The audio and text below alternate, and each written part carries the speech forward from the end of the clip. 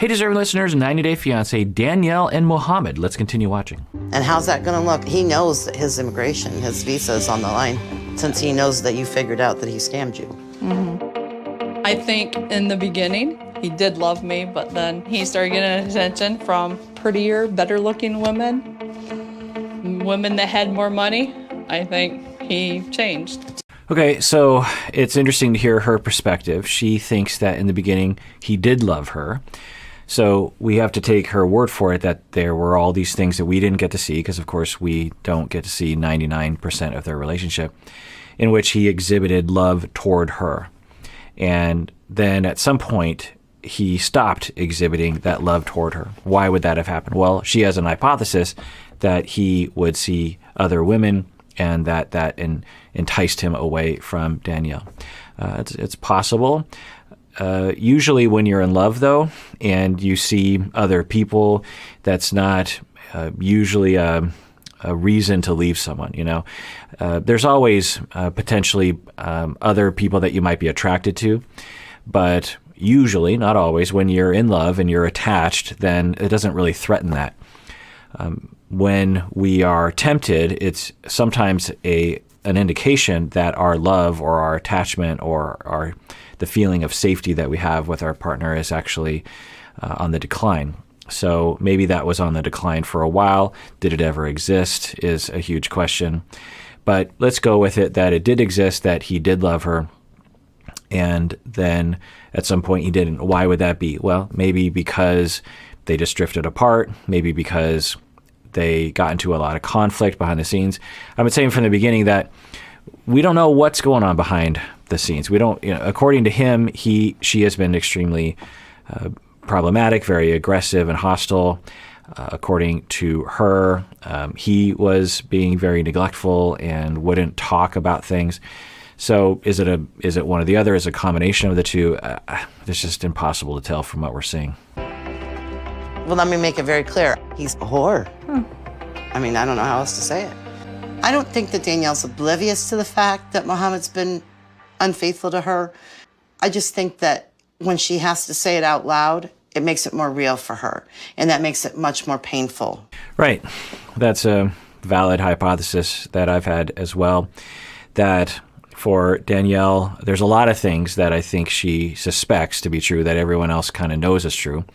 One is that the relationship is over. I mean, clearly he says it's over. He's skipped town, which you have to wonder why he didn't just stay in town and get divorced. But he has completely just left town and now lives in Miami with this other woman and has said, this is over. It's just a matter of, but he isn't even talking about getting a divorce. I don't know. Anyway, so I think for Danielle, she knows that. She knows those facts. She knows that he has left her. He knows that he's living with this other woman. She suspects that he is in a relationship with her because it seems highly likely. And it's hard for her to admit that to herself because it's so painful. And I think that Danielle, the little bit we've seen of her, there's a part of her that wants to live in a fantasy. And a lot of people do. And a lot of people on the show do. All of us do, honestly, especially in a situation like this. But I think Danielle might be particularly prone to fantasy, particularly prone to believing in something because she has to believe in something because the alternative is so terrible to her. Mohamed doesn't do anything that's not going to benefit Mohamed. Mohamed doesn't care who he hurts to get there, who he steps on, what lie he has to tell, or where he has to stick his penis. He'll do what he has to do to get what he wants. So this friend is essentially describing a psychopath, someone that has no empathy, someone that is a con artist. It's one of the hypotheses that we can entertain. We don't know, of course. We'll never know because we would have to assess him thoroughly. But it's an hypothesis. I don't know how I'm going to get through this. You can stop him, but you're going to have to face the reality of what's going on. Well, that's interesting. So Danielle saying, I don't know how I'm going to get through this. If I were there, I would say, yeah, I'm with you. And then in the back of my mind, I'd be hoping that eventually she got to a place where she would say that she is going to file for divorce and just move on, just find another partner. Now, as a therapist, I would never do that because as a therapist, I don't presume to know anything about anyone's life. But as a friend, I'd probably be thinking that.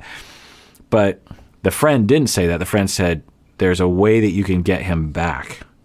Is that what let's rewind that. What he has to do to get what he wants. I don't know how I'm gonna get through this. You can stop him, but you're gonna have to face the reality of what's going on. You can stop him. You can stop him? Well, what do you mean stop what? Stop him from leaving you? You're not going to be able to stop him from leaving you. He's been done for a long time. He's with another woman. Maybe there's I don't know. It's an interesting phrasing. What my best route to go about this is? When did you realize that things weren't seeming right? Probably when all the trips started. He went to New York a couple times. He's been to Vegas, and he went on the trips with other women. What? What? Wow. So according to Danielle, who knows if it's accurate, that because they've only been married for a year or so, maybe 2 years, he's been on several trips with other women. Not with Danielle. I thought she was going to say, well, we've been on trips and we got in a fight at Vegas. No, he's been on several trips while they were married, while they were living together. Now, maybe according to him, he'll say, no, we've been separated for a long time, and then I started doing all these other trips. But yikes, if it was during their marriage and while they were still supposedly together. But who knows? Maybe she's just making stuff up. It would be done. The other option is annulment, which is more difficult and more costly, and you're going to have to prove the cause for the annulment, which in this case would be fraud. And if you get an annulment, that's a red flag for immigration that this was a fraudulent marriage. So interesting. So the lawyer is saying if you want a divorce, it's easy peasy, 6 months. You just move on, and that would be that. And if I were Danielle's friend, I would say, let's use that. Danielle, let's just, cut your losses, start over, date someone. Let's not marry them right away. Let's not expose them to your kids right away. Let's give it some time. There's a lid for every pot kind of a thing. There's plenty of fish in the sea. And, but then she lays out this other option of an annulment, which is to demonstrate fraud, which is of course a lot harder to demonstrate. And he would obviously defend himself in that way. So the only reason why you would choose an annulment is if you're trying to get revenge, or you just have a preference for justice. If it's fraud, and if he was fraudulent, and if he tricked her, and if he lied to her, which is possible, then, I could see someone legitimately saying, no, I'm not going to let someone get away with that. It'd be like if someone stole all your stuff and then kept it for a year and then gave it back to you. Well, you have all your stuff back, and you could let bygones be bygones, or you could say, no, he took all my stuff. There needs to be a consequence for that. So let's see what Danielle says. Hey, deserving listeners, as y'all know, I am constantly recommending that people go to therapy. We all need therapy from time to time. Well, one of the options available that is definitely worth checking out is BetterHelp. If you're looking for a therapist, I would give it a try by going to betterhelp.com/Kirk. Make sure you use the promo code Kirk because you get 10% off your first month, and it really helps us out. As you watch these videos, I know many of you have been motivated to find your own therapist, which is great because you deserve it. And I know also that it can be hard to find a good fit, find the right one for you. Well, one of the options available in terms of your shopping is to go to betterhelp.com/Kirk. I've been told you can start communicating with your therapist in under 24 hours. You can message your counselor at any time. Plus, you can schedule weekly video or phone sessions.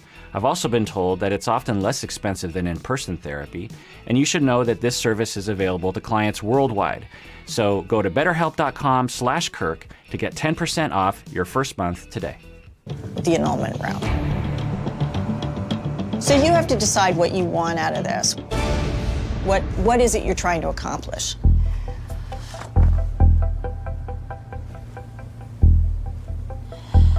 I don't want him staying here in the States. All right, well, that's interesting.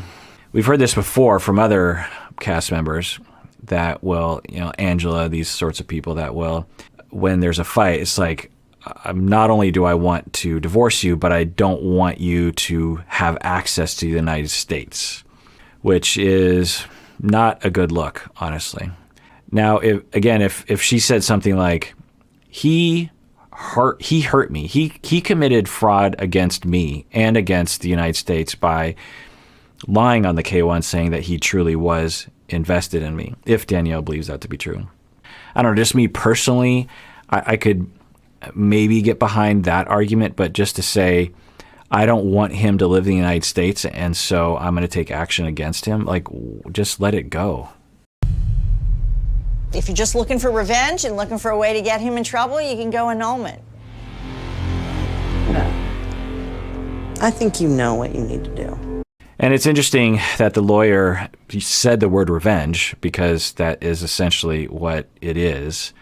And then we have the friend who is going to influence her. And I don't know if Danielle has the maturity to be able to withstand this sort of influence. But I don't know, maybe Danielle would have done it otherwise. I don't know, let's see what she says. After talking to the lawyer, I feel like I have a better understanding of what I need to do. Mohamed's a parasite sucking everything from America. So I'm heading to the courthouse to file for annulment. It's such an interesting way to put it, that he's sucking from America. Is this part of a political stance that she has? It certainly sounds like it. She's entitled to her, she's entitled obviously to be sad and hurt, obviously, and to be angry and to grieve, all that. But to, one, get revenge, and two, I don't want him to be mooching off of America. I don't know if I'm super enthusiastic about that. I need to try to get him out of this country. Dropping off these papers is hard because I love Mohamed and I wanted my marriage to work, and I've never pictured it ending this way. Okay, this is a little interesting. So on one hand, she wants to get divorced. She wants to get revenge. She wants him to be deported, even though she knows that he wants to stay. But on the other hand, she still loves him, and she is really sad about all of that. So there's something kind of eerie about, let's rewatch this because there's something a little off. A presentation I don't think that I've noticed yet. Let's rewatch that. Dropping off these papers is hard because I love Mohamed and I wanted my marriage to work, and I've never pictured it ending this way. So, okay, yeah, obviously she is hurt. She didn't expect things to end this way. But the revenge aspect of it. Now, one could argue, look, she is following the law, and it very well could have been fraud, and she's reporting a crime, essentially. And if he didn't do anything wrong and it wasn't fraud, then he'll be fine. But if the courts find that it was fraud, then she alerted the government to a fraud that was happening. But I don't know. There's just something about the way she is, because previous. What am I feeling?